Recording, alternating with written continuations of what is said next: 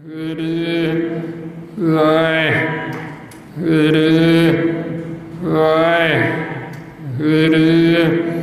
ਵਾਹਿਗੁਰੂ ਵਾਹਿਗੁਰੂ ਵਾਹਿਗੁਰੂ ਵਾਹਿਗੁਰੂ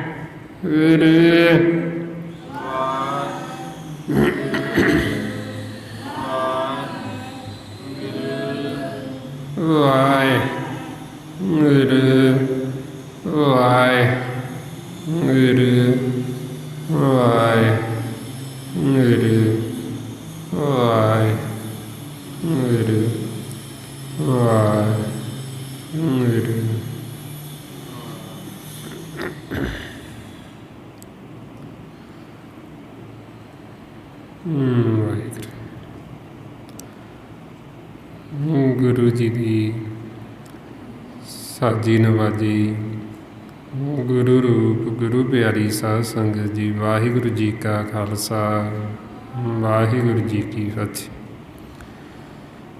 ਗੁਰਮੁਖ ਪਿਆਰਿਓ, ਜੋ ਆਪਾਂ ਨੂੰ ਸਤਿਗੁਰੂ ਗੁਰਬਾਣੀ ਗੁਰੂ ਰਾਹੀਂ ਉਪਦੇਸ਼ ਬਖਸ਼ਿਸ਼ ਕਰ ਰਹੇ, ਸਾਨੂੰ ਸਮਝਾਉਂਦੇ, ਅਸੀਂ ਸਾਰੇ ਅਕਾਲ ਪੁਰਖ ਪਰਮਾਤਮਾ ਦੇ ਬੱਚੇ ਅਤੇ ਪਰਮਾਤਮਾ ਨੂੰ, ਵਾਹਿਗੁਰੂ ਨੂੰ ਗੁਰਬਾਣੀ ਗੁਰੂ ਵਿੱਚ ਹਰ ਰੱਖੇ ਅਤੇ ਆਪਣਾ ਜਿਹੜਾ ਮਨ ਹੈ ਇਹਨੂੰ ਜਾਨ ਆਖੇ, ਕਿਉਂਕਿ ਮਨ ਅਕਾਲ ਪੁਰਖ ਦਾ ਬੱਚਾ ਹੈ। ਮਨ ਨੂੰ ਸਮਝਾਉਂਦੇ ਵੀ ਤੂੰ ਮਨ ਦੇ ਵਿੱਚ, ਆਪਣੇ ਹਿਰਦੇ ਵਿੱਚ ਉਹ ਰਾਮ ਨੂੰ, ਪਰਮਾਤਮਾ ਵਾਹਿਗੁਰੂ ਨੂੰ ਜਪ, ਉਹਦਾ ਸਿਮਰਨ ਕਰ। ਜੇ ਤੂੰ ਉਹਦਾ ਸਿਮਰਨ ਕਰੇਗਾ, ਜਿਹੜੀ ਆਪਦਾ ਹੈ, ਮਤਲਬ ਜਿਹੜੇ ਤੈਨੂੰ ਦੁੱਖ ਨੇ ਉਹ ਤੈਨੂੰ ਦੁੱਖ ਨਹੀਂ ਲੱਗਣਗੇ।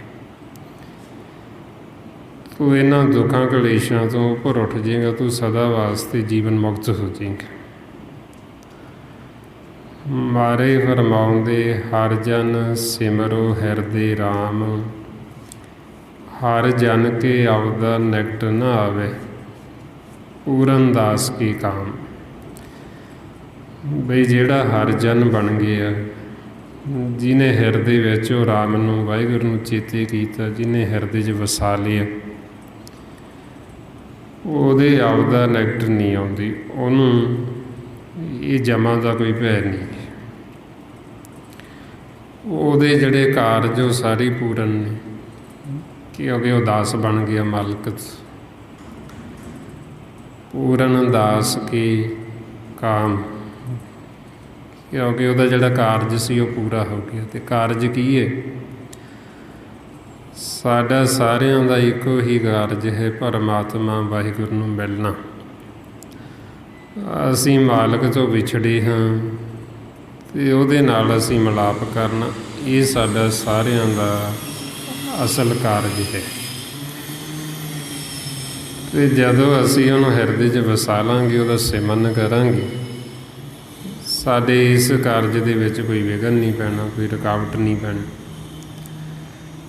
ਕਿਉਂਕਿ ਵਿਘਨ ਕੀ ਹੈ? ਵਿੱਚ ਵਿਚਾਰ ਔਰ ਨੇ ਜਿਹੜੇ ਇਹ ਵਿੱਚ ਵਿਘਨ ਨੇ। ਜਦੋਂ ਅਸੀਂ ਅਭਿਆਸ ਕਰਾਂਗੇ, ਵਿਚਾਰ ਫੁਰਨੇ ਸਾਡੇ ਰੁਕ ਜਾਣੇ ਅਤੇ ਫਿਰ ਕੋਈ ਵਿੱਚ ਰੁਕਾਵਟ ਨਹੀਂ, ਕਿਉਂਕਿ ਇਹੋ ਰੁਕਾਵਟ, ਇਹ ਵਿਚਾਰਾਂ ਨੂੰ ਹੀ ਕੂੜ ਦੀ ਪਾਲ ਆਖੀ। ਇਹਨਾਂ ਵਿਚਾਰਾਂ ਨੂੰ ਹੀ ਭਰਮ ਦਾ ਪੜਦਾ ਅਤੇ ਕਾਲ ਦਾ ਜਾਲ ਕਹਿ ਦਿੱਤਾ। ਸਾਡੇ ਮਨ ਦੇ ਉੱਤੇ ਜਿਹੜਾ ਇਹ ਜਾਲ ਪਾਇਆ ਹੈ, ਇਹ ਵਿਚਾਰਾਂ ਦਾ। ਜਦੋਂ ਇਹ ਵਿਚਾਰਾਂ ਦਾ ਜਾਲ ਇਹਦੇ 'ਤੇ ਪਿਆ ਹੁੰਦਾ, ਜਾਲ 'ਚ ਫਸ ਜਾਂਦਾ। ਇਹ ਵਿਚਾਰਾਂ ਕਰਕੇ ਹੀ ਅਸੀਂ ਪਰਮਾਤਮਾ ਤੋਂ ਦੂਰ ਹਾਂ। ਵਿਚਾਰ ਕਰਕੇ ਹੀ ਸਾਡੇ ਅੰਦਰ ਇਹ ਦੂਰੀ ਹੈ ਮਾਲਕ ਦੇ ਨਾਲੋਂ। ਇਹ ਵਿਚਾਰ ਹੀ ਵਿੱਚ ਪੜਦਾ, ਇਹਨੂੰ ਹੀ ਦੀਵਾਰ ਕਹਿੰਦੇ ਨੇ। ਜੋ ਆਪਾਂ ਨੂੰ ਗੁਰੂ ਨਾਨਕ ਪਾਤਸ਼ਾਹ ਫਰਮਾਉਂਦੇ, ਕਿਵ ਸਚਿਆਰਾ ਹੋਈਏ, ਕਿਵ ਕੂੜੇ ਟੁੱਟੇ ਪਾਲ। ਬਈ ਇਹ ਕੂੜ ਦੀ ਪਾਲ ਜਿਹੜੀ ਇਹ ਕਿਵੇਂ ਟੁੱਟੀ, ਅਤੇ ਜਦ ਤੱਕ ਇਹ ਟੁੱਟਦੀ ਨਹੀਂ, ਸਾਡਾ ਮਨ ਸਚਿਆਰ ਨਹੀਂ ਹੋ ਸਕਦਾ। ਸੋ ਐਸੀ ਅਵਸਥਾ 'ਚ ਫਿਰ ਆਪਾਂ ਨੂੰ ਦੱਸਦੇ ਵੀ ਗੁਰੂ ਦਾ ਜੋ ਸ਼ਬਦ ਹੈ ਗੁਰਮੰਤਰ, ਇਹਨੂੰ ਬਾਣ ਕਹਿੰਦੇ ਨੇ। ਜਦੋਂ ਅਸੀਂ ਇਹ ਬਾਣ ਮਾਰਦੇ ਹਾਂ ਫਿਰ ਇਹ ਦੀਵਾਰ ਟੁੱਟਦੀ ਹੈ। ਜਿਵੇਂ ਆਪਾਂ ਕਿਸੇ ਕੰਧ ਨੂੰ ਤੋੜਨ ਵਾਸਤੇ ਹਥੌੜੇ ਦਾ ਇਸਤੇਮਾਲ ਕਰਦੇ, ਛੈਣੀ ਦਾ ਇਸਤੇਮਾਲ ਕਰਦੇ, ਇਸੇ ਤਰ੍ਹਾਂ ਹੀ ਇਹ ਦੀਵਾਰ ਨੂੰ ਤੋੜਨ ਵਾਸਤੇ ਗੁਰੂ ਦਾ ਸ਼ਬਦ ਉਹ ਬਾਣ ਹੈ। ਜਦੋਂ ਅਸੀਂ ਉਹ ਬਾਣ ਮਾਰਾਂਗੇ ਜ਼ੋਰ ਦੀ ਖਿੱਚ ਕੇ, ਇਹ ਦੀਵਾਰ ਟੁੱਟੇਗੀ। ਅਤੇ ਜਦੋਂ ਇਹ ਦੀਵਾਰ ਟੁੱਟ ਗਈ, ਸਾਡਾ ਵਾਸਾ ਜਿਹੜਾ ਉਹ ਨਿਸ਼ਚਲ ਘਰ ਹੋ ਜਾਣਾ। 10ਵੇਂ ਦੀਵਾਰ ਥਿਰ ਘਰ ਦੇ ਵਿੱਚ, ਜਿਹਨੂੰ ਸ਼ਿਵਪੁਰੀ ਦਾ ਨਾਮ ਦਿੱਤਾ। ਸ਼ਿਵ ਕਹਿੰਦੇ ਪਰਮਾਤਮਾ ਨੂੰ। ਮਾਰੇ ਫਰਮਾਉਂਦੇ ਗੁਰ ਕੇ ਬਾਣ ਵਜਰ ਕਲ ਛੇਦੀ, ਪ੍ਰਗਟਿਆ ਪਦ ਪ੍ਰਗਾਸਾ, ਸਾਗਤ ਅੰਧੇਰ ਜੀਵੜੀ ਭਰਮ ਚੂਕਾ, ਨਿਸ਼ਚਲ ਸ਼ਿਵ ਘਰ ਵਾਸਾ। ਬਈ ਸਾਡੇ ਮਨ ਦਾ ਨਿਸ਼ਚਲ ਵਾਸਾ ਸਦਾ ਥਿਰ ਘਰ ਹੋ ਜਾਣਾ, ਨਿਜ ਮਹਿਲ 'ਚ ਹੋ ਜਾਣਾ, ਸ਼ਿਵਪੁਰੀ ਦੇ ਵਿੱਚ ਹੋ ਜਾਣਾ ਜਦੋਂ ਇਹ ਦੀਵਾਰ ਟੁੱਟ ਗਈ। ਇਹ ਹੁਣ ਦੀਵਾਰ ਨੂੰ ਤੋੜਨ ਵਾਸਤੇ ਹੀ ਆਪਾਂ ਸਿਮਰਨ ਕਰਦੇ। ਜਿਉਂ-ਜਿਉਂ ਇਹ ਆਪਾਂ ਅਭਿਆਸ ਕਰਾਂਗੇ ਤੇ ਇਹ ਦੀਵਾਰ ਟੁੱਟੇਗੀ। ਜਦੋਂ ਇਹ ਦੀਵਾਰ ਟੁੱਟ ਗਈ ਤੇ ਸਾਡਾ ਘਰ 'ਚ ਵਾਸਾ ਹੋ ਜਾਣਾ। ਹੁਣ ਜਦੋਂ ਆਪਾਂ ਇਹ ਦੀਵਾਰ ਨੂੰ ਤੋੜਦੇ ਹਾਂ, ਫਿਰ ਨਾਲ ਨਾਲ ਸਾਨੂੰ ਇਹ ਗਿਆਨ ਹੋਣਾ ਵੀ ਜ਼ਰੂਰੀ ਹੈ ਵੀ, ਕਿਉਂਕਿ ਜੇ ਸਾਨੂੰ ਗਿਆਨ ਨਹੀਂ, ਇਹਨਾਂ ਨੇ ਫਿਰ ਦੀਵਾਰ ਹੋਰ ਪੱਕੀ ਕਰ ਦੇਣੀ। ਅਸੀਂ ਤੋੜਾਂਗੇ ਅਤੇ ਇਹਨਾਂ ਨੇ ਫਿਰ ਵਿੱਚ ਖੜੀ ਕਰ ਦੇਣੀ। ਇਹ ਫਿਰ ਵਿਚਾਰਾਂ ਦੀ ਦੀਵਾਰ ਵੀ, ਜਦੋਂ ਸਾਡਾ ਕਿਸੇ ਨਾਲ ਵਿਚਾਰਾਂ ਦਾ ਟਕਰਾਅ ਹੁੰਦਾ, ਕਿਸੇ ਪਰਥਾਏ ਸਾਡੇ ਅੰਦਰ ਵੈਰ ਵਿਰੋਧ ਆਉਂਦਾ ਹੈ, ਈਰਖਾ ਨਫ਼ਰਤ ਆਉਂਦੀ ਹੈ, ਉਹ ਸਮਝ ਲਓ ਇਹ ਦੀਵਾਰ ਫਿਰ ਵਿੱਚ ਖੜੀ ਹੋ ਗਈ। ਦੌਦਾ ਦੀ ਵੈਰ ਵਿਰੋਧ ਦੀ ਉਹਨਾਂ ਨੇ ਦੀਵਾਰ ਫਿਰ ਪੱਕੀ ਕਰ ਦਿੱਤੀ। ਜਦੋਂ ਦੀਵਾਰ ਹੋ ਗਈ, ਉਹ ਫਿਰ ਸਾਡੇ ਵਿਚਾਰ ਨਹੀਂ ਰੁਕਣੇ, ਫਿਰ ਫੁਰਨੇ ਨਹੀਂ ਰੁਕਣੇ। ਇਸ ਵਾਸਤੇ ਫਿਰ ਨਾਲ ਨਾਲ ਸਾਨੂੰ ਇਹ ਗਿਆਨ ਦਿੱਤਾ ਜਾਂਦਾ, ਸੂਝੀ ਦਿੱਤੀ ਜਾਂਦੀ ਬਈ ਇਹ ਸਿਮਰਨ ਕਰਕੇ ਅਸੀਂ ਦੀਵਾਰ ਨੂੰ ਤਾਂ ਤੋੜਨਾ ਹੀ ਤੋੜਨਾ, ਨਾਲ ਨਾਲ ਫਿਰ ਇਹ ਗਿਆਨ ਵੀ, ਨਿਗਰਾਨੀ ਵੀ ਰੱਖਣੀ ਵੀ, ਤਾਂ ਕਿ ਇਹ ਦੀਵਾਰ ਫਿਰ ਨਾ ਵਿੱਚ ਖੜੀ ਹੋ ਜਾਏ। ਅਤੇ ਉਹਦੇ ਵਾਸਤੇ ਫਿਰ ਆਪਾਂ ਨੂੰ ਸਮਝਾਉਂਦੇ ਵੀ ਕਿਸੇ ਨਾਲ ਵੀ ਆਪਾਂ ਵਿਚਾਰਾਂ ਦਾ ਟਕਰਾਅ ਨਹੀਂ ਕਰਨਾ। ਕਿਸੇ ਇੱਕ ਪਰਥਾਏ ਵੀ ਸਾਡੇ ਅੰਦਰ ਵੈਰ ਵਿਰੋਧ ਆਇਆ ਨਹੀਂ, ਇਹ ਦੀਵਾਰ ਵਿੱਚ ਖੜੀ ਹੋਈ। ਤਾਂ ਫਿਰ ਆਪਾਂ ਨੂੰ ਸਮਝਾਉਂਦੇ ਵੀ ਤੁਸੀਂ ਵੈਰ ਵਿਰੋਧ ਜੇ ਕਿਸੇ ਨਾਲ ਵੀ ਕਰੋਗੇ ਤਾਂ ਕਿਹਦੇ ਨਾਲ ਕਰੋਗੇ? ਸਾਰਿਆਂ ਦੇ ਵਿੱਚ ਤਾਂ ਮਾਲਕ ਬੈਠਾ ਬ੍ਰਹਮ। ਮਹਾਰਾਜ ਕਹਿੰਦੇ ਵਾਹ ਵਾਹ ਵੈਰ ਵਿਰੋਧ ਨਾ ਕਰੀਏ ਕਾਹੂ, ਘਟ ਘਟ ਅੰਤਰ ਬ੍ਰਹਮ ਸਮਾਹੂ। ਵੀ ਸਾਰਿਆਂ ਦੇ ਵਿੱਚ ਤਾਂ ਮਾਲਕ ਹੀ ਬੈਠਾ। ਜੇ ਕਿਸੇ ਵਿੱਚ ਗੁਣ ਨੇ, ਉਹ ਗੁਣ ਵੀ ਮਾਲਕ ਨੇ ਦਿੱਤੇ ਨੇ, ਅਤੇ ਜੇ ਔਗਣ ਨੇ, ਔਗਣ ਵੀ ਉਹਨੇ ਦਿੱਤੇ ਹੋਏ। ਅਤੇ ਗੁਣਾਂ ਦਾ, ਔਗਣਾਂ ਦਾ ਫੈਸਲਾ ਕਰਨ ਵਾਲਾ ਖੁਦ ਮਾਲਕ ਹੈ, ਪਰਮਾਤਮਾ। ਉਹ ਸਭ ਨੂੰ ਦੇਖ ਰਿਹਾ, ਕੋਈ ਉਹਦੀ ਨਜ਼ਰ ਤੋਂ ਬਾਹਰ ਨਹੀਂ। ਇਹ ਨਹੀਂ ਬਈ ਉਹ ਕਿਸੇ ਨੂੰ ਦੇਖਦਾ ਨਹੀਂ ਹੈ। ਜੋ ਵੀ ਜੀਵ ਕਰਦਾ ਉਹ ਤੋਂ ਥੋੜ੍ਹੀ ਛੁਪਾ ਸਕਦੇ ਹਾਂ ਅਸੀਂ, ਉਹ ਤਾਂ ਸਭ ਕੁਝ ਜਾਣਦਾ। ਉਹ ਸਾਨੂੰ ਅੰਦਰੋਂ ਵੀ ਦੇਖਦਾ, ਬਾਹਰੋਂ ਵੀ ਦੇਖਦਾ, ਚਾਰ ਚੁਫੇਰੇ ਦੇਖਦਾ। ਇਸ ਲਈ ਮਹਾਰਾਜ ਕਹਿੰਦੇ ਅੱਗੋਂ ਦੇਖੇ ਪਿੱਛੋਂ ਦੇਖੇ ਤਿਸ ਤੇ ਕਹਾਂ ਛੁਪਾਵੇ, ਵੀ ਉਦੋਂ ਕੋਈ ਜੀਵ ਛੁਪਾ ਨਹੀਂ ਸਕਦਾ। ਹੁਣ ਇਸ ਵਾਸਤੇ ਆਪਾਂ ਨੂੰ ਫਿਰ ਗਿਆਨ ਦਿੰਦੇ ਵੀ ਤੁਸੀਂ ਕਿਸੇ ਦੇ ਔਗਣ ਨਾ ਦੇਖੋ। ਜੇ ਤੁਸੀਂ ਕਿਸੇ ਦੇ ਔਗਣ ਦੇਖੋਗੇ, ਉਹ ਔਗਣਾਂ ਦੀ ਦੀਵਾਰ ਤੁਹਾਡੇ ਵਿੱਚ ਖੜੀ ਹੋ ਜਾਣੀ। ਉਹ ਮੈਲ ਹੈ, ਜਦੋਂ ਅਸੀਂ ਔਗਣ ਦੇਖਾਂਗੇ ਉਹ ਮੈਲ ਸਾਡੇ ਅੰਦਰ ਆ ਜਾਣੀ ਹੈ। ਕਿਉਂਕਿ ਜੋ ਅਸੀਂ ਕਿਸੇ ਵਿੱਚ ਦੇਖਾਂਗੇ ਉਹੀਓ ਚੀਜ਼ ਸਾਡੇ ਅੰਦਰ ਪ੍ਰਵੇਸ਼ ਹੋ ਜਾਣੀ, ਸਾਡੇ ਅੰਦਰ ਆ ਕੇ ਵੜ ਜਾਣੀ ਹੈ, ਸਾਡੇ ਮਨ ਦੇ ਵਿੱਚ, ਹਿਰਦੇ ਵਿੱਚ। ਜੇ ਅਸੀਂ ਕਿਸੇ ਦੇ ਔਗਣ ਦੇਖਾਂਗੇ, ਉਹ ਔਗਣ ਸਾਡੇ ਵਿੱਚ ਆ ਜਾਣ। ਜੇ ਅਸੀਂ ਕਿਸੇ ਦੇ ਗੁਣ ਦੇਖਾਂਗੇ, ਉਹ ਗੁਣ ਸਾਡੇ ਵਿੱਚ ਆ ਜਾਣਗੇ। ਹੁਣ ਆਪਾਂ ਨੂੰ ਫਿਰ ਸਮਝਾਉਂਦੇ ਵੀ ਜੇ ਤੁਸੀਂ ਕਿਸੇ 'ਚ ਦੇਖਣਾ ਹੈ ਤੇ ਤੁਸੀਂ ਗੁਣ ਦੇਖੋ। ਜੇ ਤੁਹਾਨੂੰ ਕਿਸੇ ਦਾ ਕੋਈ ਗੁਣ ਚੰਗਾ ਲੱਗਦਾ ਉਹ ਗੁਣ ਨੂੰ ਤੁਸੀਂ ਗ੍ਰਹਿਣ ਕਰ ਲਓ, ਉਹ ਗੁਣ ਨੂੰ ਤੁਸੀਂ ਆਪਦੇ ਅੰਦਰ ਲੈ ਆਓ। ਅਤੇ ਜਿਹੜੇ ਔਗਣ ਨੇ ਉਹ ਔਗਣਾਂ ਨੂੰ ਛੱਡੋ, ਔਗਣ ਨਾ ਦੇਖੋ। ਮਹਾਰਾਜ ਕਹਿੰਦੇ ਸਾਂਝ ਕੀਜੇ ਗੁਣਾ ਕੇਰੀ ਛੋੜ ਔਗਣ ਚੱਲੀਏ। ਵੀ ਅਸੀਂ ਜਿਹੜੀ ਸਾਂਝ ਉਹ ਗੁਣਾਂ ਦੀ ਪਾਉਣੀ, ਔਗਣਾਂ ਨੂੰ ਛੱਡਣਾ, ਔਗਣ ਨਹੀਂ ਦੇਖਣਾ। ਹੁਣ ਜਦੋਂ ਫਿਰ ਨਾਲ ਅਸੀਂ ਇਹ ਗਿਆਨ ਲੈ ਕੇ ਚੱਲਦੇ ਹਾਂ ਬਈ ਕਿਸੇ ਨਾਲ ਅਸੀਂ ਵੈਰ ਵਿਰੋਧ ਨਹੀਂ ਰੱਖਣਾ, ਕਿਸੇ ਦੀ ਅਸੀਂ ਔਗਣ ਨਹੀਂ ਦੇਖਣੀ, ਅਤੇ ਕਿਸੇ ਦੀ ਅਸੀਂ ਨਿੰਦਿਆ ਨਹੀਂ ਕਰਨੀ। ਕਿਉਂਕਿ ਨਿੰਦਿਆ ਤਾਂ ਫੇਰ ਹੀ ਕਰਦੇ ਆ ਨਾ ਜਦੋਂ ਕਿਸੇ ਦੇ ਔਗਣ ਦੇਖਦੇ ਹਾਂ, ਉਹ ਔਗਣਾਂ ਨੂੰ ਜੀ ਫਰੋਲਦਾ ਅਤੇ ਫਿਰ ਉਹ ਨਿੰਦਾ ਕਰਦਾ ਵੀ ਉਹ ਫਲਾਣਾ ਜੀਵ ਉਹ ਇੱਦਾਂ ਕਰਦਾ ਹੈ। ਕਿਉਂਕਿ ਔਗਣ ਦੇਖ ਕੇ ਹੀ ਅਸੀਂ ਔਗਣ ਫਰੋਲਦੇ ਹਾਂ ਅਤੇ ਅੱਗੇ ਫਿਰ ਔਗਣਾਂ ਦੀ ਸਾਂਝ ਪਾਉਂਦੇ ਹਾਂ। ਜਦੋਂ ਅਸੀਂ ਕਿਸੇ ਦੇ ਔਗਣ ਦੇਖਣੇ ਹੀ ਨਹੀਂ ਅਤੇ ਫਿਰ ਅਸੀਂ ਕਿਸੇ ਦੀ ਨਿੰਦਿਆ ਵੀ ਨਹੀਂ ਕਰਾਂਗੇ। ਕਿਉਂਕਿ ਜਦੋਂ ਅਸੀਂ ਦੇਖਿਆ ਹੀ ਨਹੀਂ ਕਿਸੇ ਦਾ, ਜੇ ਦੇਖਾਂਗੇ ਅਤੇ ਫਿਰ ਹੀ ਅੱਗੇ ਉਹ ਸਾਂਝ ਪਾਵਾਂਗੇ ਨਾ ਨਿੰਦਾ ਕਰਕੇ, ਫਿਰ ਉਹ ਕਿਸੇ ਦੇ ਔਗਣ ਫਰੋਲਾਂਗੇ। ਜਦੋਂ ਆਪਾਂ ਦੇਖਿਆ ਹੀ ਨਹੀਂ, ਸਾਨੂੰ ਪਤਾ ਹੀ ਨਹੀਂ, ਕਿਉਂਕਿ ਅਸੀਂ ਉਹਦੇ ਵੱਲ ਧਿਆਨ ਹੀ ਨਹੀਂ ਦਿੱਤਾ, ਅਸੀਂ ਗੌਰ ਹੀ ਨਹੀਂ ਕੀਤੀ ਅਤੇ ਸਾਨੂੰ ਪਤਾ ਹੀ ਨਹੀਂ ਵੀ ਕੌਣ ਕੀ ਕਰਦਾ।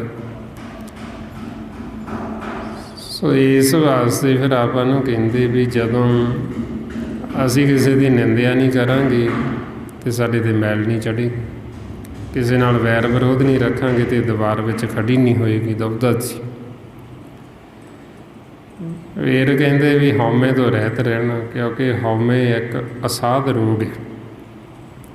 ਹਉਮੈ ਕਰਕੇ ਹੀ ਅਸੀਂ ਵਾਰ-ਵਾਰ ਜੂਨਾਂ ਦੇ ਵਿੱਚ ਜਾਂਦੇ, ਆਕਾਰਾਂ ਦੇ ਵਿੱਚ ਜਾਂਦੇ ਹਾਂ।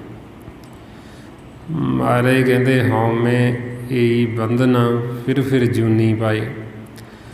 ਵੀ ਇਹ ਹਉਮੈ ਸਾਨੂੰ ਵਾਰ-ਵਾਰ ਜਨਮਾਂ ਦੇ ਵਿੱਚ ਲੈ ਜਾਂਦੀ, ਜੂਨਾਂ ਦੇ ਵਿੱਚ ਲੈ ਜਾਂਦੀ। ਹੁਣ ਆਪਾਂ ਨੂੰ ਫਿਰ ਸਮਝਾਉਂਦੇ ਵੀ ਹਉਮੈ ਤੋਂ ਰਹਿਤ ਰਹਿਣਾ ਹੈ, ਅਤੇ ਹਉਮੈ ਦਾ ਅਤੇ ਨਾਮ ਦਾ ਆਪਸ ਵਿੱਚ ਵਿਰੋਧ ਹੈ। ਇਹ ਦੋਵੇਂ ਇਕੱਠੇ ਇੱਕ ਥਾਂ 'ਤੇ ਨਹੀਂ ਰਹਿੰਦੇ, ਇੱਕ ਥਾਂ 'ਤੇ ਵੱਸਦੇ ਨਹੀਂ। ਹਉਮੈ ਨਾਮੇ ਨਾਲ ਵਿਰੋਧ ਹੈ, ਦੋਏ ਨਾ ਵਸੇ ਇੱਕ ਠਾਈ।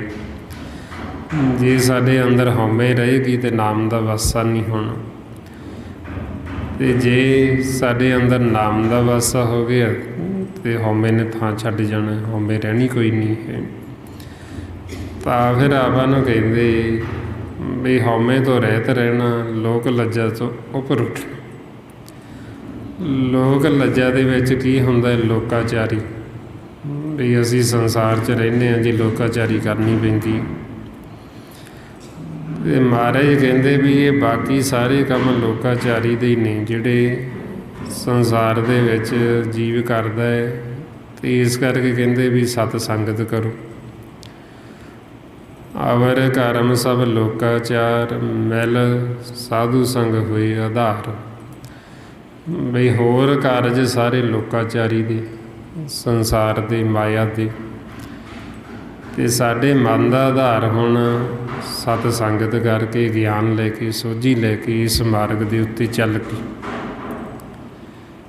ਇਸ ਕਰਕੇ ਲੋਕ ਲੱਜਾ ਤੋਂ ਉੱਪਰ ਉੱਠਣਾ। ਲੋਕਾਚਾਰੀ 'ਚ ਕੀ ਹੁੰਦਾ ਵੀ ਲੋਕ ਸਾਨੂੰ ਕੀ ਕਹਿਣਗੇ, ਇਹਨੂੰ ਲੋਕ ਲੱਜਾ ਕਹਿੰਦੇ। ਜਿਵੇਂ ਹੁਣ ਕੋਈ ਜੀਵ ਸੰਸਾਰ ਦੇ ਵਿੱਚ ਆਉਂਦਾ ਹੈ, ਉਹ ਨਿੰਦਾ ਕਰਦਾ। ਹੁਣ ਜਦੋਂ ਨਿੰਦਾ ਕਰਦਾ ਅਤੇ ਆਪਾਂ ਕਹਿੰਦੇ ਵੀ ਹੁਣ ਕੀ ਆਖੀ ਜੀ, ਸੁਣਨਾ ਪੈਂਦਾ। ਲੋਕਾਚਾਰੀ ਹੋ ਗਈ ਨਾ ਵੀ ਜੇ ਅਸੀਂ ਨਹੀਂ ਸੁਣਾਂਗੇ ਤਾਂ ਉਹ ਕੀ ਆਖੇਗਾ ਵੀ ਮੇਰੀ ਸੁਣਦੇ ਨਹੀਂ।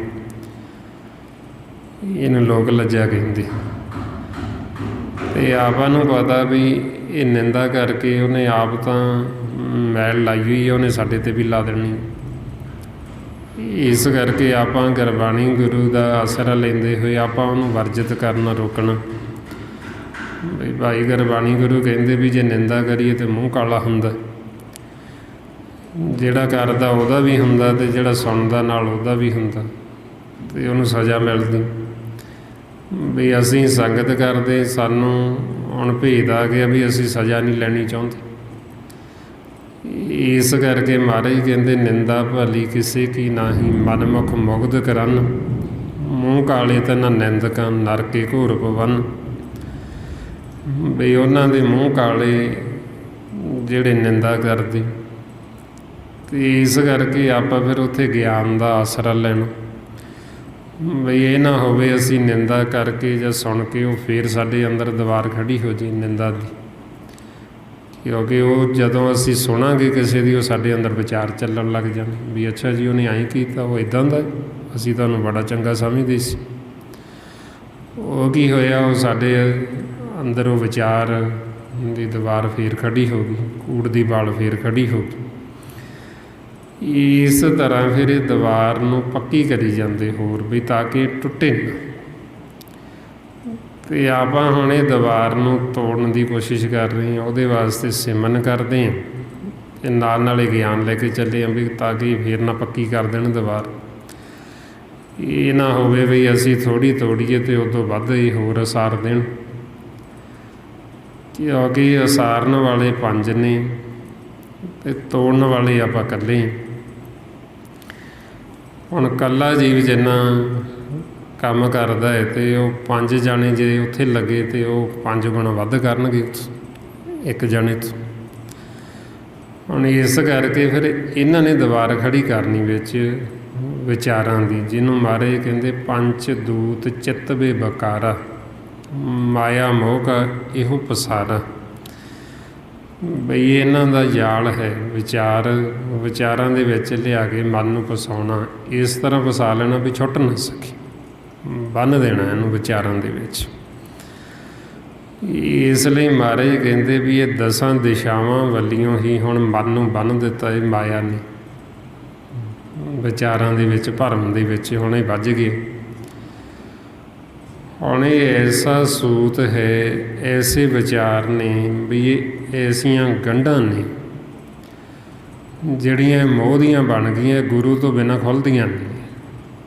ਇਹ ਗੰਢਾਂ ਹੋਰ ਟੈਟ ਹੋਈ ਜਾਂਦੀਆਂ, ਹੋਰ ਅਸੀਂ ਪੱਕੀਆਂ ਕਰੀ ਜਾਂਦੇ ਇਹਨਾਂ ਨੂੰ ਅੱਗੇ ਦੀ ਅੱਗੇ। ਇਸ ਲਈ ਮਹਾਰਾਜ ਕਹਿੰਦੇ ਇਹ ਜਗ ਤਾਗੋ ਸੂਤ ਕੋ ਦਹਿ ਦਿਸ ਵਾਧੋ ਮਾਏ, ਬੈਨ ਗੁਰ ਗਾਂਠ ਨਾ ਛੁੱਟੀ ਥਾਕੇ ਕਰਮ ਕਮਾਏ। ਬਈ ਅਸੀਂ ਕਰਮ ਕਰ ਕਰਕੇ ਮਨ ਥੱਕ ਜਾਂਦਾ, ਪਰ ਇਹ ਗੰਢਾਂ ਖੁੱਲ੍ਹਦੀਆਂ ਨੇ, ਇਹ ਹੋਰ ਅਸੀਂ ਟੈਟ ਅੱਗੇ ਦੀ ਅੱਗੇ ਕਰੀ ਜਾਂਦੇ। ਜਿਵੇਂ ਆਪਾਂ ਸੰਸਾਰ 'ਚ ਦੇਖਦੇ ਹਾਂ ਨਾ, ਬਈ ਜੀਵ ਪਹਿਲਾਂ ਆਪਦੇ ਬੱਚਿਆਂ ਨੂੰ ਪਿਆਰ ਕਰਦਾ, ਫਿਰ ਜਦੋਂ ਉਹ ਵੱਡੇ ਹੋ ਜਾਂਦੇ, ਉਹ ਵਿਆਹੇ ਜਾਂਦੇ, ਫਿਰ ਕਹਿ ਦਿੰਦੇ ਵੀ ਗਾਂ ਪੋਤੇ ਪੋਤੀਆਂ ਉਹਨਾਂ ਦੇ ਨਾਲ ਪਿਆਰ ਪੈ ਗਿਆ। ਜਿਵੇਂ ਆਮ ਜੀਵ ਕਹਿ ਦਿੰਦੇ ਜੀ ਵਿਆਜ ਅਮੂਲ ਨਾਲੋਂ ਵਿਆਜ ਪਿਆਰਾ, ਵੀ ਪੁੱਤਾਂ ਨਾਲੋਂ ਪੋਤੇ ਪੋਤੀਆਂ ਉਹ ਪਿਆਰੇ ਜੀ। ਉਹ ਕੀ ਮਤਲਬ ਹੋਰ ਗੰਢਾਂ ਅੱਗੇ ਹੋਰ ਟੈਟ ਹੁੰਦੀਆਂ ਜਾਂਦੀਆਂ, ਉਹ ਹੋਰ ਅਸੀਂ ਗਾਂਹ ਦੀ ਗਾਂਹ ਪਾਉਂਦੇ ਜਾਂਦੇ। ਬਈ ਉਹ ਮੋਹ ਦੀਆਂ ਤੰਦਾਂ ਜਿਹੜੀਆਂ ਉਹ ਹੋਰ ਗਾਂਹ ਦੀ ਗਾਂਹ ਵੱਧਦੀਆਂ ਜਾਂਦੀਆਂ ਅਤੇ ਹੋਰ ਉਹ ਸਿਲਕ ਹੋਰ ਟੈਟ ਹੋਈ ਜਾਂਦੀ। ਇਸ ਵਾਸਤੇ ਮਹਾਰਾਜ ਕਹਿੰਦੇ ਵੀ ਇਹ ਵਿਚਾਰਾਂ 'ਚ ਵੱਝਾ ਮਨ। ਫਿਰ ਵਿਚਾਰਾਂ ਦੇ ਵਿੱਚ ਇਹ ਮਾਇਆ ਨੇ 10 ਦਿਸ਼ਾਵਾਂ ਪਾਸੋਂ ਇਹ ਮਨ ਨੂੰ ਬੰਨ੍ਹ ਲਿਆ। ਇਹ ਤਾਗੋ ਸੂਤ ਕੋ ਦਹਿ ਦਿਸ ਵਾਧੋ ਮਾਈ, ਵੀ 10 ਦਿਸ਼ਾਵਾਂ ਵੱਲੋਂ ਹੀ ਇਹ ਮਨ ਨੂੰ ਬੰਨ੍ਹਿਆ ਹੋਇਆ। ਬੰਨ੍ਹਿਆ ਕਿਵੇਂ ਆ? ਇਹ ਨਹੀਂ ਵੀ ਆਪਾਂ ਸਰੀਰ ਕਰਕੇ ਬੰਨ੍ਹੇ ਹੋਏ ਹਾਂ, ਇਹ ਬੰਨ੍ਹੇ ਆ ਅਸੀਂ ਵਿਚਾਰਾਂ ਦੇ ਵਿੱਚ, ਫੌਰਨਿਆਂ ਦੇ ਵਿੱਚ, ਇਹਨਾਂ ਦੇ ਵਿੱਚ ਸਾਡਾ ਮਨ ਵੱਝਾ ਹੋਇਆ। ਇਹ ਨਹੀਂ ਵੀ ਇੱਕ ਪਾਸਿਓਂ ਬੰਨ੍ਹੇ ਆ, ਕਹਿੰਦੇ 10 ਪਾਸਿਆਂ ਵੱਲੋਂ ਬੰਨ੍ਹ ਲਿਆ, ਉੱਪਰੋਂ ਥੱਲਿਓਂ ਸਾਰੇ ਪਾਸਿਓਂ ਇਹਨੂੰ ਬੰਨ੍ਹ ਲਿਆ ਮਾਇਆ ਨੂੰ। ਹੁਣ ਐਸਾ ਵੱਝਾ ਹੈ ਵੀ ਗੁਰੂ ਤੋਂ ਬਿਨਾਂ ਇਹ ਗੰਢਾਂ ਖੁੱਲ੍ਹਦੀਆਂ ਨਹੀਂ। ਮਾਰੇ ਬਿਨ ਗੁਰ ਗਾਂਠ ਨਾ ਛੁੱਟੀ ਥਾਕੇ ਕਰਮ ਕਮਾਏ, ਵੀ ਗੁਰੂ ਤੋਂ ਬਿਨਾਂ ਇਹ ਗੰਢ ਖੁੱਲ੍ਹਦੀ ਨਹੀਂ। ਹੁਣ ਫਿਰ ਜਦੋਂ ਆਪਾਂ ਸਤਸੰਗ 'ਚ ਆਉਂਦੇ ਹਾਂ, ਗੁਰੂ ਦੀ ਸ਼ਰਨ 'ਚ ਆਉਂਦੇ ਹਾਂ, ਫਿਰ ਉਹ ਆਪਾਂ ਨੂੰ ਗਿਆਨ ਦਿੰਦੇ, ਸੋਝੀ ਦਿੰਦੇ ਵੀ ਕਿਵੇਂ ਇਹ ਗੰਢਾਂ ਖੁੱਲ੍ਹਣੀਆਂ। ਕਿਉਂਕਿ ਪਹਿਲਾਂ ਤਾਂ ਸਾਨੂੰ ਇਹ ਨਹੀਂ ਪਤਾ ਵੀ ਅਸੀਂ ਵੱਝੇ ਕਿਵੇਂ।